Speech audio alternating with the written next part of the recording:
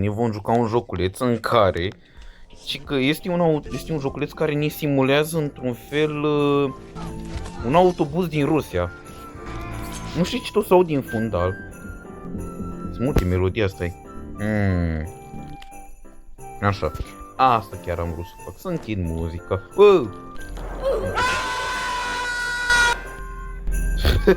Ok, s-a închis ușa, că mi-a închis la ușa și când am vrut să fug, atunci am mis.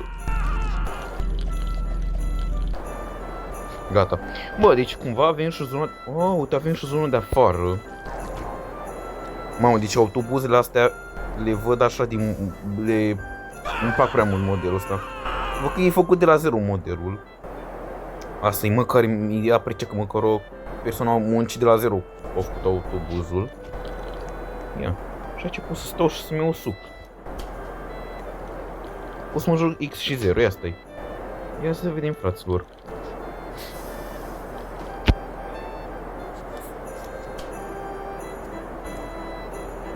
Ia să vedem dacă cineva vrea să joace X și 0, dar văd că tot stau în autobuz. Bă, era spiciul ăla meu. S-a dus, săracul. Da, deci dacă nu ești atent, poți să-ți pici un pici așa ușor.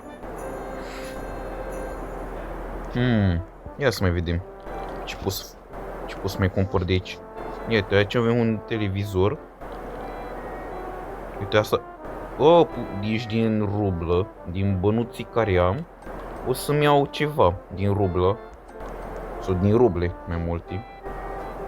Ia să-l văd pe băiatul ăsta, știi șah? Băiatul! Vrei lua un șah să jucăm? Ia stai să vedem. Gruzia, brat! Ok, văd că s-a zi de acum. E de bine.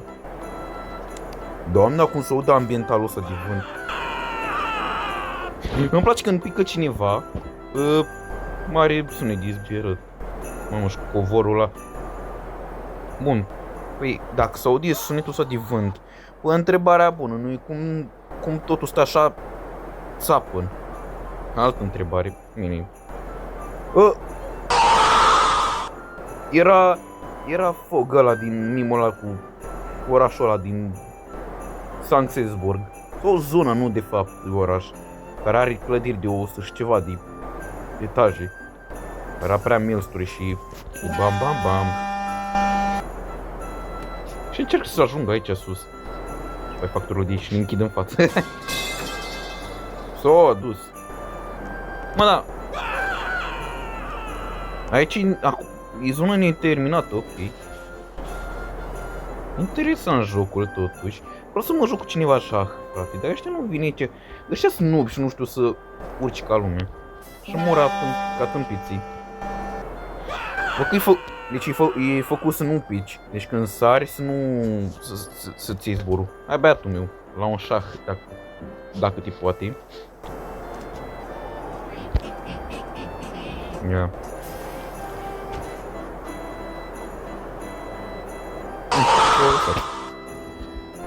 Lasă-mă pe mine la X. Văd că tu ești destul de bleg. Nu au vrut. Bă, bine, adevăr când joci mai cu bacon, clar trebuie să știi că nu sunt playeri așa de adevărați ăștia. Ori să joci ca boții, nu toți. Și nu o să joci, unii dintre ei o să joci ca tot omul normal. Bun, hai să ne și înăuntru autobuzului. Sau... Că afară văd că... Ciudat că noi autobuzul ăsta are ceva din spate.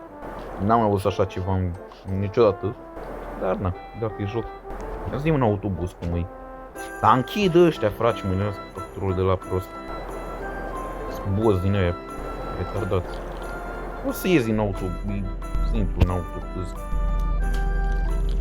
Ia, aici avem un de la de stop, dar cred că costă ceva. Ia. Da, eram sigur. Ce scrie? Mestra conductora. Bă, deci când moare cineva chiar s-aude înfundat totul. Deci, afară acum nu mai terenul ăla nefăcut de la zero. Bă, da.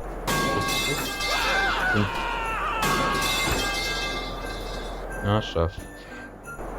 De s-o schimbat zona de afară. Nu știu dacă există și alte zone.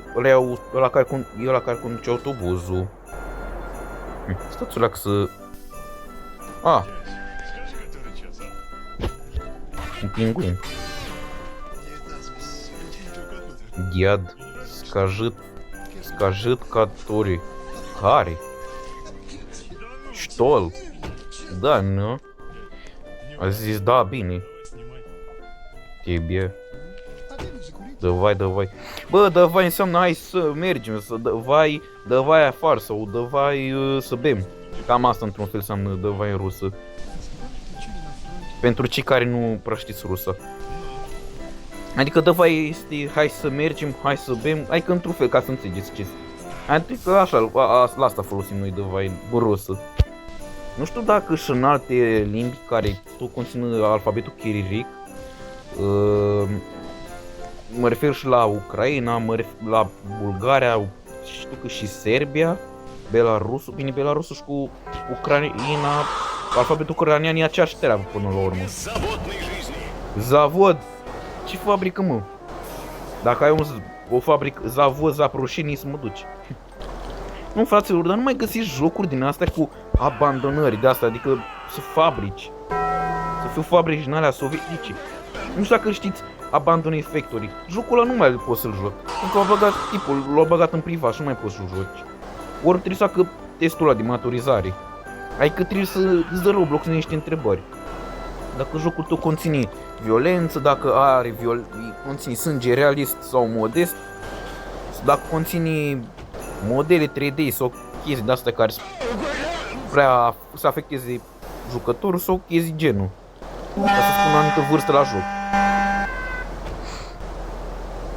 Adică să ține asta în gură. Mor ăștia pentru că să rece la geam. Da. Băiatul meu, nu ți tot cercă să faci foarte fici. Da, ăsta e jocul.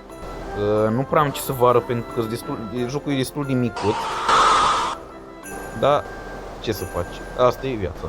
Da, cam atât pe acest episod. Eu am fost Radu Rusu, Paca Druzea și cam atâta.